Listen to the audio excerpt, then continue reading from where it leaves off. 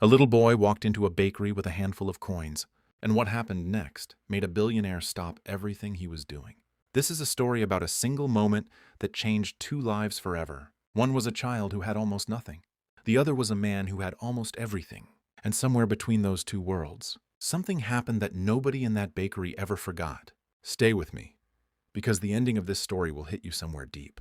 It was a cold Tuesday morning in November, the kind of morning where your breath turns to smoke and your fingers go numb before you even reach the door. A small bakery on the corner of a quiet street was just starting to fill up with the usual crowd: office workers grabbing coffee, an old man reading his newspaper, and a well-dressed businessman sitting alone at a corner table, scrolling through his phone. His name was Richard, 54 years old, self-made, the kind of man who built a company from nothing and turned it into something worth hundreds of millions. He was the type of person people noticed when he walked into a room, not because he was loud, but because everything about him said he had somewhere important to be. That morning, he had nowhere to be. He was just tired, the kind of tired that sleep doesn't fix. Then the door opened. A boy walked in, maybe 8 years old, small for his age. He was wearing a jacket that was a little too big for him.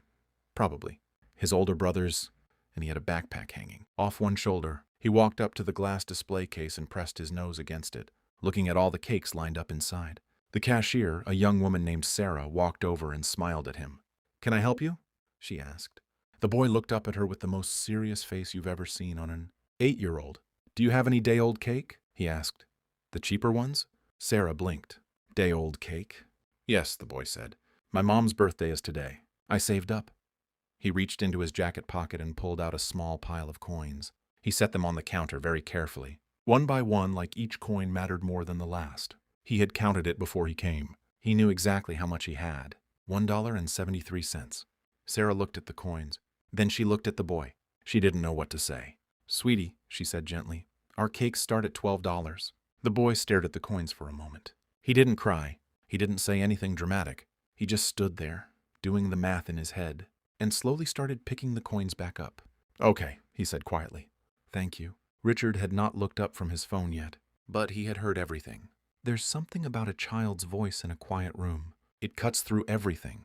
The noise in your head, the stress, the million things on your to-do list. Richard set his phone face down on the table. He had grown up poor. Not we had to cut coupons poor, really poor. The kind where his mother once cried in the kitchen because she couldn't pay the heating bill. He remembered being that age, that specific feeling of wanting to do something for someone you love and not having enough. That feeling doesn't leave you, not even when you have everything. He stood up. He walked over to the counter just as the boy was about to turn around and leave. "Hey," Richard said. The boy looked up at him. "Is today really your mom's birthday?" The boy nodded. "What's her favorite kind of cake?" The boy thought for a second. "She likes chocolate with the white frosting." Richard looked at Sarah. "Give him the best chocolate cake you have." Sarah smiled and nodded. She walked to the back. The boy looked at Richard with wide eyes. "I can't pay for that," he said. "I only have—" "I know," Richard said. "It's a gift from me to your mom. Happy birthday to her." The boy was quiet for a second. Then he said something that Richard would think about for years. "Why are you being nice to me? You don't even know us." Richard sat down on one knee so he was at the boy's level, and he told him the truth. "When I was your age," he said, "someone did something kind for me when I had nothing, and I never forgot it. So I'm just passing it along."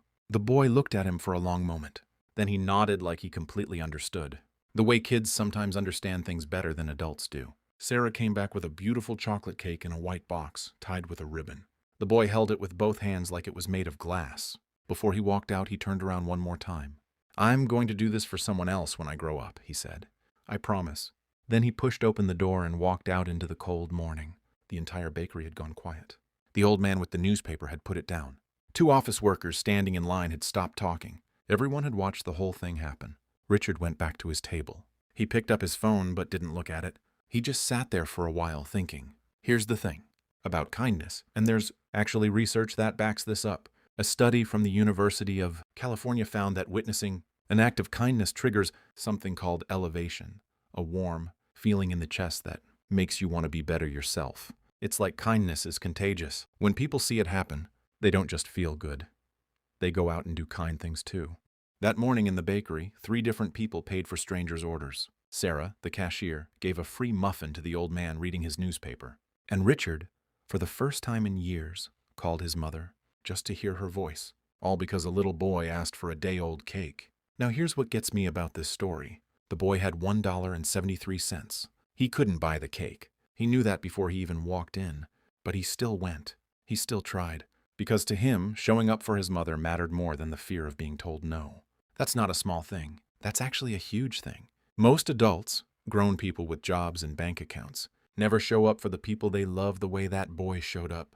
We get too busy, too distracted, too comfortable. And Richard, this man who had built a fortune, who sat in corner tables and scrolled through important emails, he almost missed it. He almost stayed inside his phone. He almost let that moment walk out the door. He didn't, and that made all the difference. Think about the last time someone did something kind for you. Something small, something unexpected. Maybe they held the door open. Maybe they said the right thing at the wrong time. Maybe they just smiled at you on a bad day. You probably still remember it. Because that's how kindness works. It doesn't expire. It lives inside people for years and years. That boy is going to remember that morning for the rest of his life. And one day, maybe when he's grown, maybe when he's struggling, maybe when he's doing well, he's going to see someone at a counter with not enough coins, and he's going to remember his promise. And the whole thing is going to start again. That's the real story here. Not just a billionaire buying a cake, but a chain of human moments connecting people who would otherwise never cross paths. A boy who loved his mother enough to try. A man who was tired enough to actually stop and listen. And a bakery full of strangers who all went home a little different than they came in. $1.73.